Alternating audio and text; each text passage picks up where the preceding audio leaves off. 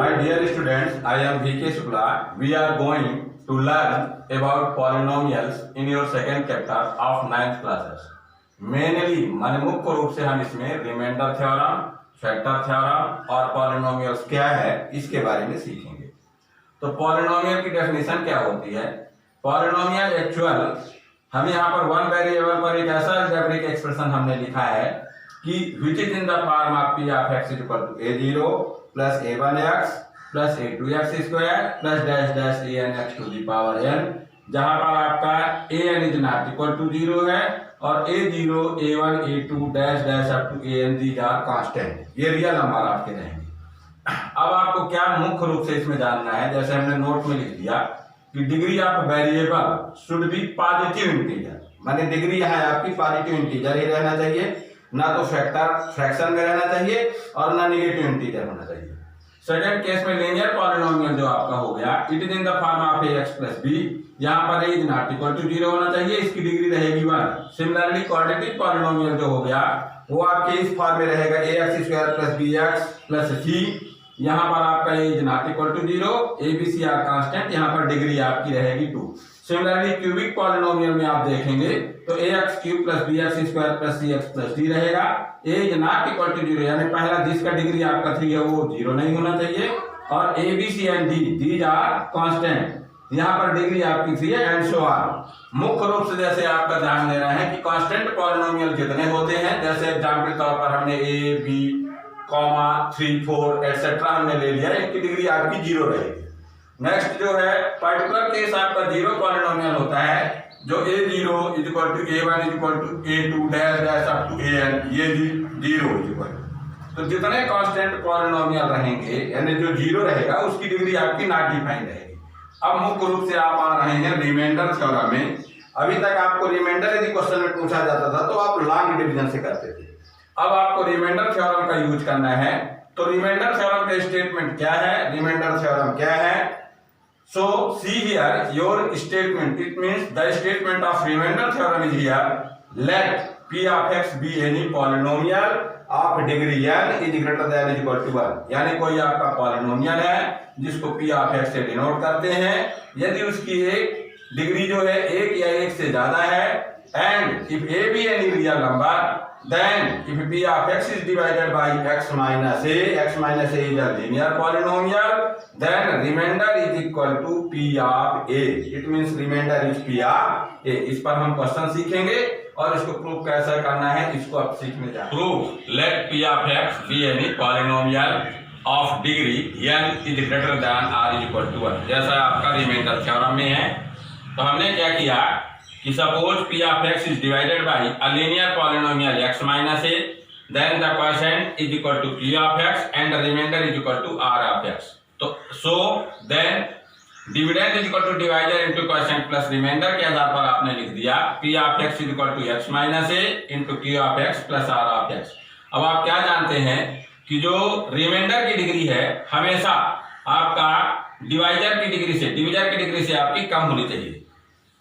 It means यहाँ पर degree आपका 1 से लेस देन होगा, so degree r of x is equal to 0, this means r of x is equal to r, ये constant हो गया है आपका, and p of x can be written as is equal to x minus a into q of x plus r।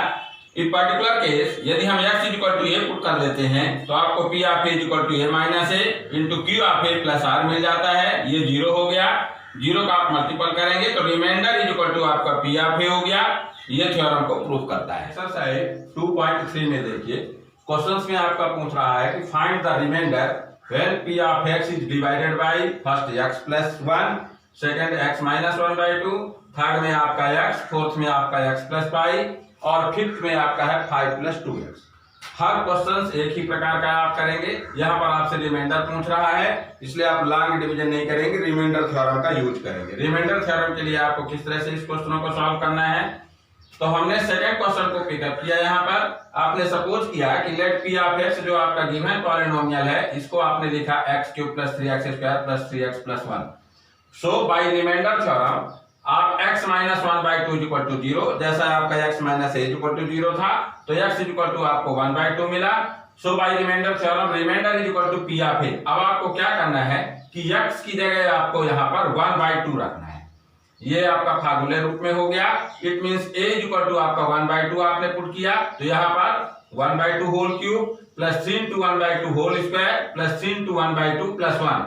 जब आपने इसको solve किया तो आपने पाया कि 27 डिवाइडेड बाई 8 ये आपका रिमाइंडर हो गया।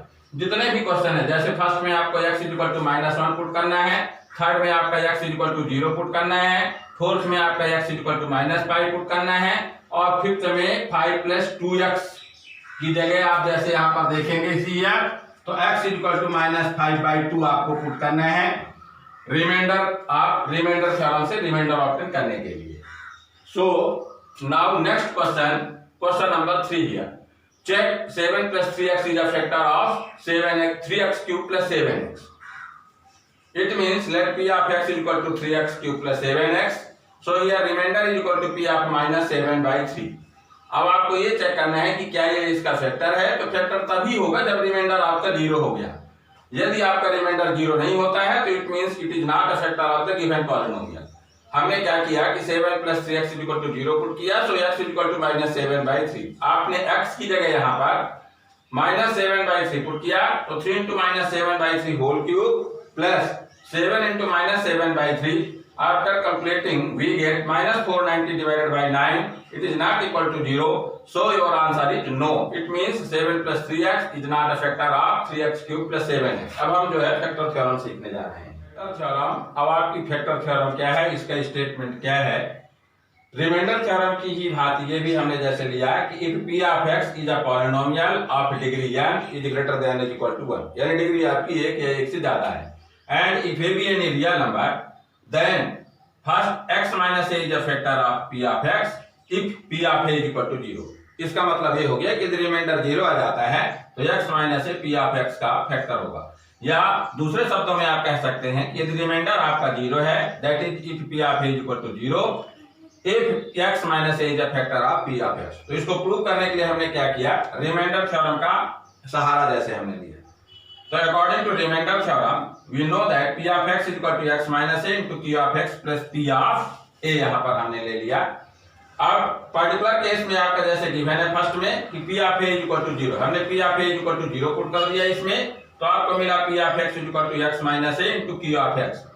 So we show that x minus a is a factor of p of x। Since आपका रिमाइंडर यहाँ पर 0 है, यो फर्स्ट जो स्टेटमेंट आपका कंप्लीट करता है। अब सेकंड स्टेटमेंट के लिए आपने लिया कि if x minus a is a factor of p of x, तो x माइनस a यदि p of x का फैक्टर है तो आपने क्या लिया कि p of x is equal to x minus a into q of x। आपने पर्टिकुलर इसमें x is equal to a put कर दिया, तो a minus a into q of a। अब a minus a it means 0 का इससे आप multiple करेंगे तो p of a is equal to आपका 0 हो गया। ये आपका प्रूफ हुआ। अब आप एक्सरसाइज 2.4 में जाएं। अब हम सेकंड क्वेश्चन को उठा रहे हैं। तो हमने इसको सपोज किया कि late p of x = x³ - 3x² - 9x - 5। यहाँ पर आपका जो कांस्टेंट है वो -5 है। तो इसके सभी फैक्टर्स क्या हैं, तो इसके सभी फैक्टर्स जैसे आपका +-1 है और +-5। हमने बाई ट्रायल मेथड क्या किया इसमें कि p of x = -1 पुट कर रहे हैं इस सेकंड वाले में, तो हमको मिला -1 whole cube -3 into -1 square -9 into -1 -5। After this, by calculating, we get it is equal to 0. It means p of -1 is equal to 0. So x plus 1 is a factor of the given polynomial. अब x plus 1 से हम क्या करेंगे कि given polynomial को log division से हमने जो है डिवाइड किया। आपका रिमाइंडर यहाँ पर 0 आना चाहिए और क्वेश्चन आपका आ गया x² - 4x - 5। So we can write it as x³ - 3x² - 9x - 5 is equal to x plus 1 into x² - 4x - 5। इसका हमने मिडिल टर्म से फैक्टराइजेशन किया और आपका आंसर मिला x plus 1 और x - 5। यहाँ पर आपका मिडिल टर्म से फैक्टराइजेशन करेंगे तो -5x और +x बनेगा आपका। यही आपका फाइनल आंसर है।